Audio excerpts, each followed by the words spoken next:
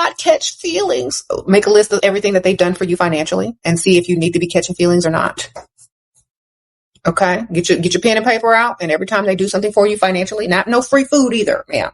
Right? What have they done to get you to catch feelings? Or are you just catching feelings for dust? This video kind of reminded me of the other day when I stopped a bus for a lady here in the UK. Meanwhile, she was black and she knew I stopped the bus for her, but not a single thank you came from her mouth just for that act of kindness. So the average modern woman is filled with entitlement. When you do something just out of being nice. Now, I'm not even talking about dating. I'm just talking about just being nice. You're not interested in her, but you're just nice to her just because she's a woman. She feels she's entitled to that niceness. Now, when we look at dating as a whole is worse. Modern women have turned dating to a job.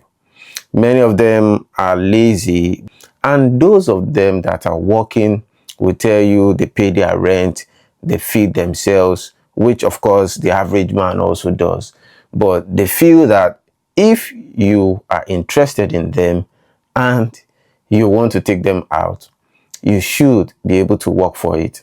Now, on the dark side of TikTok, we've seen women, they've lived that life and they are tired of it. But now, they can only get Chad and Tyrone. And Chad and Tyrone are not really serious in settling down. I'm 53. It has been several years. Where are all the good men? I'm tired of being alone. I want to share my life with someone. I am just freaking tired. Now, mind you, many individuals as of today are not interested in, the word marriage. But at least when you find a life partner that is interested in you in as much as you are interested in him, it makes life a bit easier to live. Sprinkle lady is making it look like to fall in love with a guy is an abnormal thing to do. That is, before you can fall in love with a guy, you must be able to substantiate that love with something he has done for you. This is why many guys would leave countries like the UK, they leave countries like America, Canada, to go look for women in third world countries or in Asian countries. Because when you get to these countries, you begin to see life in a different light.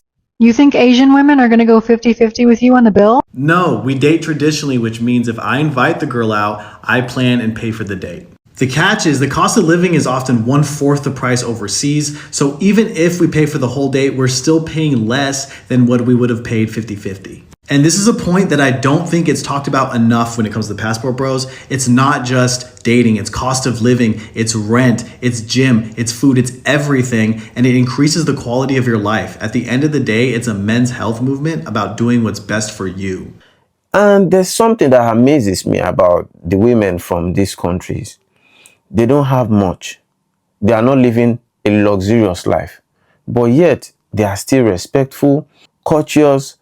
There's what we call satisfaction. They are contented with, the little they have. Stop dating men you're attracted to. That's number one. If they're more attracted to you than you are to them, you're going to win. Y'all keep dating men that you want to roll around on the mattress with and then come back here and say, oh, I messed up. No, that's because you're dating men you want to sleep with.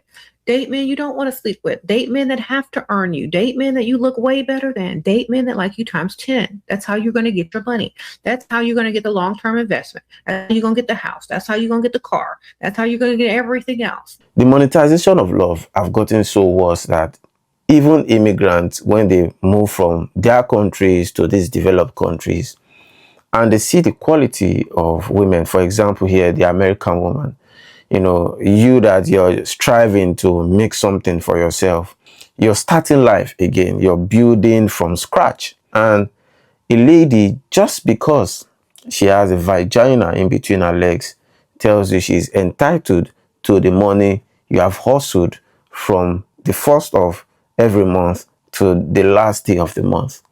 She tells you she wants her nails to be done. Let's talk about disrespect. I spoke about this briefly earlier. The average American woman has no level of respect for men. And it is so sad because in as much as the government has given women opportunities to live their own life separate from men, giving them independency, there are men that are walking around the clock to make sure that that office that she is sitting in is a very, very comfortable office. Let's talk about the area of Texas alone. There are men that are working on the ground and overground to make sure that particular state keeps on running 24 hours. If these men decide to go on a strike, they decide to leave the USA to go work in another country, women will begin to see the importance of men. Cost of living is another thing. How are y'all paying anywhere between $1,600 and $2,000 a month for rent on $7.25 an hour? Seriously, I need somebody to show their work because the math ain't mathing. Because, every time somebody always loves to say, folks don't want to work. I always laugh at that. There are plenty of jobs. The problem is, there's plenty of jobs that'll pay you money just enough, but not enough to get ahead. It's like being on a treadmill that charges you rent. You run at full speed, but you still ain't going nowhere. Think about it. Rent is $2,000. Then you still need lights, groceries, car insurance, gas, and the car itself. At this point, your paycheck is showing up like a contestant on a reality survival show. Back in my day, you could get a whole apartment, one bedroom, say, $450, plus utilities included. Now the landlords hand you the keys and a financial hostage situation. And then people wonder why folks got 2 and 3 jobs and still can't breathe financially. This ain't sustainable. Now, what the average woman would say when you talk about passport bro is that many of these guys that are going to Thailand, going to other Asian countries are there for ex-tourism. And we're not going to dispute that fact. We are not going to say that something like this don't happen.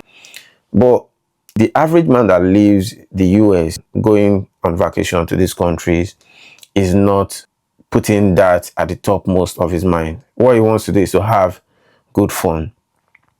But many of them, when they get to these countries, see how good their women are, respectful, loyal, and also contented with what they have. They begin to start a relationship with some of these women, and that is where the marriage tourism now comes into play. So let me know what you think about this video. Would you leave America or any of these developed countries to find a spouse in Thailand or any of these Asian countries? Would you marry any of these Asian women? Let me know what you think, and I'll see you guys in the next one.